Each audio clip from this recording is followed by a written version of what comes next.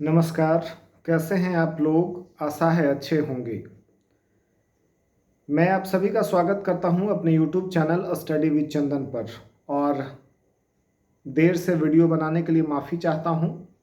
Actually मैं सिर्फ views पाने के लिए वीडियोज़ नहीं बनाता हूं, बल्कि जब मेरे पास सही सॉलिड इन्फॉर्मेशन होता है, कुछ जानकारी होती है, तभी बनाता हूं।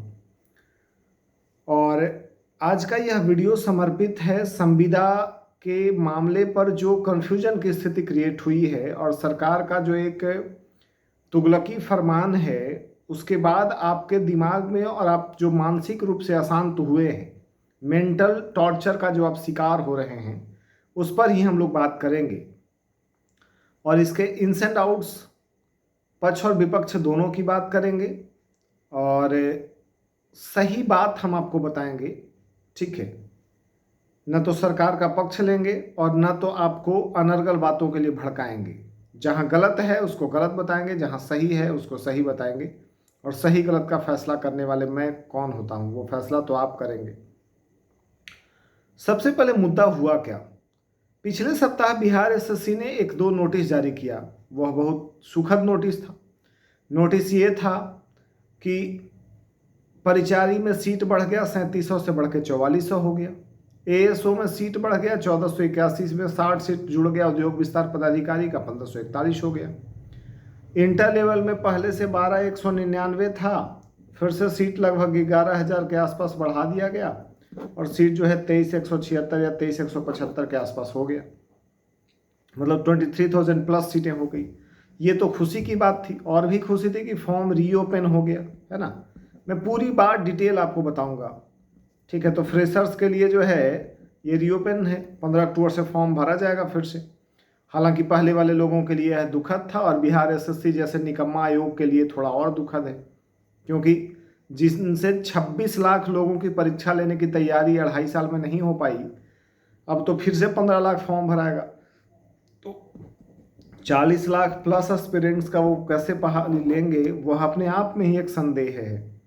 चलिए, जो भी है, हमें तैयारी तो करनी है, अच्छे से करनी है। एक और बात, आप लोग जो तैयारी में जुड़े हुए हैं या आज के इस मुद्दे पर कुछ और जानकारी देना चाहते हैं, रखना चाहते हैं, पूछना चाहते हैं, तो जुड़ जाइएगा मेरे टेलीग्राम चैनल से। मेरा टेलीग्राम चैनल है VSSC योद्धा, BSSC योद्धा BioDHA। और इस पर दिन भर में 3 क्विज आपको फ्री भी मिलता है। बाकी हम लोगों का एक पेड बैच अलग है जिसमें एडमिशन्स होता है, लेकिन अभी वो समय नहीं है आपको बताने का। अभी भी स्टार्ट हुआ है एडमिशन। तो टेलीग्राम ग्रुप का लिंक मैं पिन कर दूंगा। उस पर 3 ग्रुप चलता है। 12 बजे से AEDO का 100 क्वेश्चन, 2 बजे बिहार दरोगा जिसका क्वेश्चन मैं खुद सेट करता हूं, और रात 9 बजे 50 क्वेश्चन का सेट, और उसके बाद डिस्कशन। ये 3 हम लोग देते हैं आपको प्रतिदिन। तो आज के इस मुद्दे पर मैं बात करूं। मुद्दा ये था कि सामान्य प्रशासन विभाग का एक संकल्प है जिसमें सेम डिपार्टमेंट में सेम लेवल के पोस्ट पर कार्यरत संविदा कर्मियों को 25 मार्क्स या 25% अधिमान्यता देने की बात कही गई है। और इसका सबसे बुरा पहलू देखने को मिला है असिस्टेंट इंजीनियर वाले बहाली में। बीपीएससी के माध्यम से अभी जो हाल में हुआ है, उसमें मात्र 2 या 3 लोग फ्रेशर आ पाए, बाकी सभी लोग संविदा में आ गए। अब आपके दिमाग में चलेगा, क्या ऐसा ही होगा इंटर लेवल में? क्या ऐसा ही होगा ग्रेजुएट लेवल में? क्या अब किसी फ्रेशर की नौकरी नहीं लगेगी? क्योंकि जैसा कुछ यूट्यूबर्स कह रहे हैं और एक तो बड़े बड़े गुरुजी भी कह रहे हैं। ठीक है, लेकिन मैं आपको तस्वीर बताता हूँ। देखिए, इंजीनियरिंग डिपार्टमेंट जो है ना, लाइन डिपार्टमेंट होता है, पथ निर्माण, जल संसाधन, ग्रामीण कार्य विभाग, वहाँ काम अचानक से बहुत ज़्यादा रहता है। और अचानक से काम बहुत ज़्यादा होता है तो बहाली अचानक नहीं हो सकती है। रिक्रूटमेंट का अपना एक प्रक्रिया होता है, उस पूरी प्रक्रिया को फॉलो करने के बाद ही लोग रिक्रूट होते हैं। इसीलिए वहाँ पे कॉन्ट्रैक्ट एम्प्लॉयज़ बार बार बहाल होते रहते हैं, और जब आता है उनको अस्थायी नियुक्ति का मामला तो उनको अधिमानता देना होता है। लेकिन सेम सिचुएशन यहाँ भी है क्या? सबसे पहले हम लोग बात स्टार्ट करेंगे ग्रेजुएशन लेवल से। CGL 4 की वैकेंसी से टोटल 1541 सीट है, जिसमें आपका सबसे पहले ASO की बात कर लीजिए। ASO की अगर आप बात करिएगा तो ASO में 1060 सीट के आसपास था ना। और कुछ लोगों का कहना है सर यहाँ पे कितने लोग कार्यरत हैं। तो देखिए, कुछ लोगों से मैंने काफ़ी रिसर्च किया है, कुछ लोगों का क्वेरी है वित्त विभाग में 200 प्लस लोग कार्यरत हैं। सच्चाई बात है, लोग कार्यरत हैं, लेकिन कौन लोग हैं? ये वो लोग हैं जिन्होंने रिटायरमेंट की एज पार कर ली है। तो क्या वो दोबारा नौकरी में आएंगे अस्थाई वाले में? फॉर्म भरने में नहीं है। तो वित्त विभाग में जो लोग हैं वो रिटायर्ड लोग हैं, वो फ्रेशर्स लोग नहीं हैं। और बात रहा तो ASO वाले वैकेंसी पर इसका असर निग्लिजिबल होने जा रहा है, ना के बराबर। अगर 1060 सीट में 5 सीट पर भी इसका असर पड़ गया तो बहुत है, उससे ज़्यादा नहीं होने जा रहा है। क्यों? जैसे मैं अभी योजना एवं विकास विभाग में योजना सहायक के पद पर कार्यरत हूँ। एक भी व्यक्ति हमारे यहाँ संविदा पर नहीं है, क्योंकि फुल टाइम मेंबर्स ही पर्याप्त हैं। CGL 2 से, CGL 1 से और CGL 3 से, तीनों से इतने लोग बहाल हैं कि संविदा पर कार्यरत नहीं है। सेम सिचुएशन आपका ASO का मैंने बता दिया कि फर्क नहीं पड़ने। इसके बाद अब आइए उद्योग विस्तार। उद्योग विस्तार पदाधिकारी का जो 60 से जुड़ा है, इसमें भी ना के बराबर लोग हैं, मतलब एक भी सीट पर असर नहीं पड़ने जा रहा है। ऑडिटर में पड़ेगा कि नहीं? ऑडिटर में तो एकदम ही नहीं पड़ेगा, जीरो है। तो टोटल कहने का मतलब 1541 वैकेंसी में 15 सीट पर भी अगर संविदा कर्मी आ पाए तो बहुत ज़्यादा है। हालांकि इसका मतलब क्या, अगर वो 15 भी आ रहा है तो 15 फ्रेशर्स को मौका खत्म हो रहा है। इसलिए हम सबको मिलजुल का इसका विरोध करना है।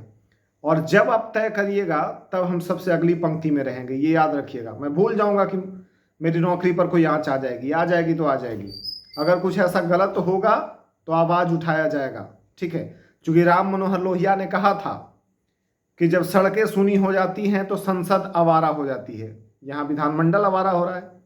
और अभी तो खैर चचा का जो है तिलक वर्तमान मड़वा सब अभी है।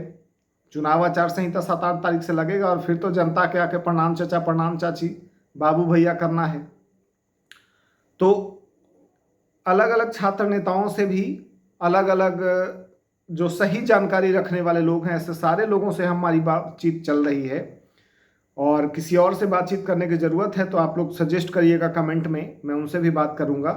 और एक विशाल आंदोलन अभी होना चाहिए, जितना जल्द हो जाए उतना बढ़िया, आचार संहिता लगने से पहले। तो CGL 4 की बात मैंने आपको बता दी कि उस पर क्या फ़र्क पड़ सकता है। 1541 सीट में 15 सीट पर भी अगर फ़र्क पड़ गया तो बहुत है, उससे ज़्यादा नहीं होने जा रहा है। AEDO में क्या फ़र्क पड़ेगा? सहायक शिक्षा विकास पदाधिकारी का जो 935 सीट आया है बहाली, है ना। हम लोग AEDO का आपको टेस्ट सीरीज दे रहे हैं फ्री में, दोपहर 12 बजे हमारे टेलीग्राम चैनल पे, BSSC योद्धा। और इसके अलावा उसमें हिंदी और इंग्लिश का एक स्पेशल बैच हम लोग स्टार्ट कर रहे हैं एक नॉमिनल फ़ी के साथ, ताकि कुछ लोग जो इंग्लिश मीडियम वाले हैं उनको हिंदी के साथ दिक्कत है, हिंदी मीडियम वालों को इंग्लिश के साथ दिक्कत है, या जो विशुद्ध विद्यार्थी हैं रेलवे के, बिहार SSC के, उनको थोड़ा इंग्लिश में कंफर्टेबल नहीं है, तो उनके लिए हम व्यवस्था दे रहे हैं। तीसरी, हाँ, तो AEDO पर इसका कोई असर नहीं पड़ेगा। क्यों असर नहीं पड़ेगा? क्योंकि AEDO सीधा फ्रेश वैकेंसी है, और जब फ्रेश चीज़ है तो इसमें कोई भी संविदा पर कार्यरत नहीं है ना। और जो कुछ लोग हैं, कुछ लोग थे जिनको इस पे कार्यरत थे, किस पे, मतलब BEO, ब्लॉक एजुकेशन ऑफिसर, उसके पैरेलल, लेकिन उन लोगों को भी धीरे धीरे साइड कर दिया गया। और वो सब वो लोग हैं जिनका उम्र 50 प्लस 55 प्लस है। BSO पर फर्क पड़ेगा कि नहीं, सवाल आता है कि BSO का एक अलग आया था। कुछ लोग पूछ रहे थे कि BSO का एग्जाम कब होगा। वीडियो आप लास्ट तक देखिएगा, मैं डिटेल में बात करूंगा, क्योंकि मैंने रिसर्च किया है। इस तरह से 10 पन्ना मैंने तैयार किया है ऐसा। तो BSO के वैकेंसी में, चूंकि मैं खुद योजना एवं विकास विभाग में हूँ और योजना विकास विभाग के अंतर्गत ही सांख्यिकी भी आता है, तो इसमें मैंने जब पूरा डेटा पता लगाया है तो कोई भी ऐसा कर्मी जो है ब्लॉक स्टैटिस्टिकल ऑफिसर यानी प्रखंड सांख्यिकी पदाधिकारी के पैरेलल किसी पद पर वर्तमान में कार्यरत नहीं है। पहले कार्यरत थे, कुछ लोग जो कार्यरत हैं वो वही हैं, रिटायर्ड कर्मी हैं, तो इस पर बहुत ज़्यादा फर्क नहीं पड़ने वाला है। अब ये इंटरमीडिएट लेवल, कुछ लोगों को लग रहा है कि बेल्ट्रॉन के लोग भरे पड़े हैं और वो लोग तो यहाँ आ जाएंगे। देखिए, बेल्ट्रॉन से डेटा एंट्री ऑपरेटर की बहाली होती है और BSSC में किसी DEO की बहाली नहीं हो रही है। BSSC इंटर लेवल में LDC की बहाली है, तो बेल्ट्रॉन वाले लोग LDC के लिए एलिजिबल नहीं हो सकते। है ना, ये दिमाग में सेट कर लीजिए। हाँ, हालांकि कुछ सीटों पर फर्क पड़ रहा है, एलडीसी के कुछ सीटों पर फर्क पड़ जाएगा, इसलिए फर्क पड़ जाएगा जैसे कुछ डिपार्टमेंट है, जैसे जल संसाधन विभाग, जैसे राजस्व विभाग, है ना, ठीक है, या फिर ये आपका था मद्य निषेध वाला कुछ था, ठीक है। यहाँ कुछ पोस्ट ऐसे हैं जिन पर कि कई लोग कार्यरत हैं, तो इनमें थोड़ा सा फर्क पड़ सकता है। तो टोटल आप 23,000 सीट है ना, आप इसमें से 2,000 सीट निकाल दीजिए, ठीक है। ऐसे 2,000 सीट नहीं है टोटल, मैं आपको डेटा बताता हूँ। जल संसाधन, राजस्व, मद्य निषेध 3 हो गया, एक और, हाँ, ये स्पोर्ट्स वाला जब नया नया आया था ना, तो इसमें कार्यरत थे लोग, लेकिन स्पोर्ट्स डिपार्टमेंट का गठन को बहुत टाइम ही नहीं हुआ है। और एक और था मेरे दिमाग में, तो सब मिला के मैंने जोड़ा है, मैंने डेटा में शेयर कर दूंगा डेटा। वो लगभग जो डेटा मुझे मिला है, और मैं बता रहा हूँ भाई, 45 डिपार्टमेंट में मुझे 28 डिपार्टमेंट का ही डेटा भी मिल पाया है, तो पूरा रिसर्च मेरा कंप्लीट नहीं हो पाया था, लेकिन आप लोगों का दबाव इतना था कि मुझे वीडियो जारी करना पड़ा। तो जो 28 डिपार्टमेंट का मुझे डेटा मिला, उसके हिसाब से इंटरमीडिएट लेवल में लगभग 1480 सीट पर प्रत्यक्ष प्रभाव पड़ सकता है, लेकिन अगर उनकी तैयारी ठीक ठाक रही। हालांकि उनमें से कई लोग वो हैं जो 35 प्लस हैं, 40 प्लस हैं, तो वो लोग तैयारी से टूट गए हैं, तैयारी से दूर हो गए हैं, तो बहुत ज़्यादा फर्क नहीं पड़ेगा। लेकिन ऐसे लोग हैं, लगभग 1400 लोग कार्यरत हैं 28 डिपार्टमेंट में, तो 17 डिपार्टमेंट और, तो मान ले 2000 लोग कार्यरत हैं, तो 2000 लोग में बहुत होगा तो 1000 से 800 लोगों का पढ़ाई अभी होगा, तो 800 सीट पर यहाँ खतरा हो सकता है, 800 प्लस सीट पर यहाँ खतरा हो सकता है, और इसलिए हम लोगों को विरोध करना होगा सरकार की इस नीति का। परिचारी में थोड़ा सा फर्क पड़ जाएगा, खासकर जो विज्ञान और प्रौद्योगिकी विभाग है वहाँ पे फर्क है, और कुछ और डिपार्टमेंट्स हैं सचिवालय में जहाँ पे लोगों को संविदा पर रखा गया था। तो यहाँ पे आपका 4400 जो बहाली है, उसमें हम जो जोड़े थे कल, जो ऐड किए थे कल तक, मुझे 28 डिपार्टमेंट का जो डेटा मिला है, उस हिसाब से मुझे 398 पोस्ट ऐसा मिला था जिस पे संविदा कर्मी कार्यरत थे। हालांकि उनका उम्र सीमा जो है 30 से लेके वो 48-49 वर्ष तक के थे। मैंने इसमें डेटा कलेक्ट किया था कि 30 से लेके 37 साल तक के लोग जो है ना, 398 में से ये इतने थे। एक सेकंड, पेज कहाँ गया, हाँ, ये हैं 214 लोग, है ना। ये सब अनऑफिशियल सोर्सेस है, आप सोर्स मुझे ये मत पूछिएगा कि वो सोर्स शेयर कर दीजिए, मुझे जहाँ जहाँ से डेटा मिला है दोस्तों से, सचिवालय सेवा में कार्यरत अन्य मित्रों से, वो सब मैं शेयर कर रहा हूँ। तो अल्टीमेटली बात यही है कि CGL 4 में बहुत ज़्यादा असर नहीं पड़ रहा है। मतलब आप मान के चलिए, जो अध्यक्ष हैं इस बार बिहार सचिवालय सेवा के, उनसे भी मैंने फ़ोन पे बात की, ठीक है, पहले थे वो, अभी नहीं है, पहले थे, उन लोगों ने कहा, और एक हमारे सर थे सामान्य प्रशासन विभाग में, जिनसे विपार्ट में मैंने ट्रेनिंग ली थी, उनसे भी मैंने बात की है। तो उन लोगों का यही कहना है कि जो इस पर बहुत ज़्यादा फर्क नहीं पड़ेगा। इंटर लेवल पे लगभग अभी जो मुझे डेटा प्राप्त है 800 प्लस सीटों पर फर्क पड़ सकता है, और परिचारी में जो है 4400 में लगभग अभी मुझे जो डेटा प्राप्त है उस पर 400 लोग कार्यरत हैं, लेकिन कुछ लोग वो हैं जिनका पढ़ाई एकदम जीरो हो गया है, ठीक है। तो मान के चल सकते हैं कि 150 सीट पे असर पड़ सकता है। तो ये मैट्रिक लेवल में 150 सीट पे असर पड़ सकता है, इंटरमीडिएट लेवल में लगभग 800 सीट पे असर पड़ सकता है अगर उनकी तैयारी ठीक रही तब, और ग्रेजुएशन लेवल में 15 सीट पर भी असर पड़ गया तो बहुत है। AEDO में कोई असर नहीं है, BSO में कोई असर नहीं है, ये है। बाकी आप और क्या जानना चाहते हैं?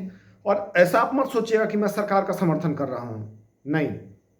अगर इतनी सीटें भी जा रही हैं तो ये फ्रेशर कैंडिडेट का जा रहा है, ये आप विद्यार्थियों का जा रहा है, इसलिए विरोध करना होगा, और विरोध आचार संहिता लगने से पहले करना होगा। तो आप जल्द से जल्द समय तय करिए, हम सबको मिलकर विरोध करना होगा, और अभी बात जल्दी सुनी जाएगी, क्योंकि इस समय नेताजी के कान जो है ना खड़ा है, कान खड़े होना समझते हैं ना, मतलब किसी बात को जल्दी सुन लेना, तो नेताजी अभी जल्दी सुनेंगे। तो मुझे तो लगता है कि बहुत जल्द एक तिथि तय करना चाहिए, और मैंने कई छात्र नेताओं से बात की है, कुछ शिक्षकों से भी हमारी बात हुई है, ठीक है। और किसी और से भी मुझे अगर संपर्क करना चाहिए तो उनका ID या नंबर मुझे आप शेयर करिएगा, या फिर मेरा टेलीग्राम ID उनको शेयर कर दीजिएगा, ठीक है। तो आज के इस वीडियो में इतना ही। आप और क्या जानना चाहते हैं वो मुझे कमेंट में कमेंट करिएगा, या अथवा मेरे टेलीग्राम पे आप ज्वाइन करके एक पेज पे लिख के और वहाँ पे आप पोस्ट कर दीजिएगा। मैं एक वीडियो इस पर और बनाऊंगा, है ना। तो आज के इस वीडियो में इतना ही।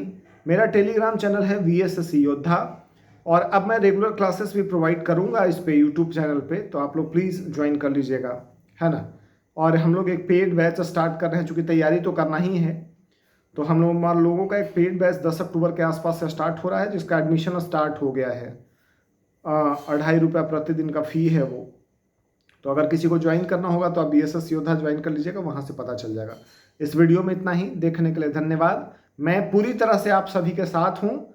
विरोध करने वालों की प्रथम पंक्ति में मैं रहूँगा, जहाँ तक तन मन धन जहाँ से भी संभव होगा। धन्यवाद। जय हिंद, जय विद्यार्थी एकता।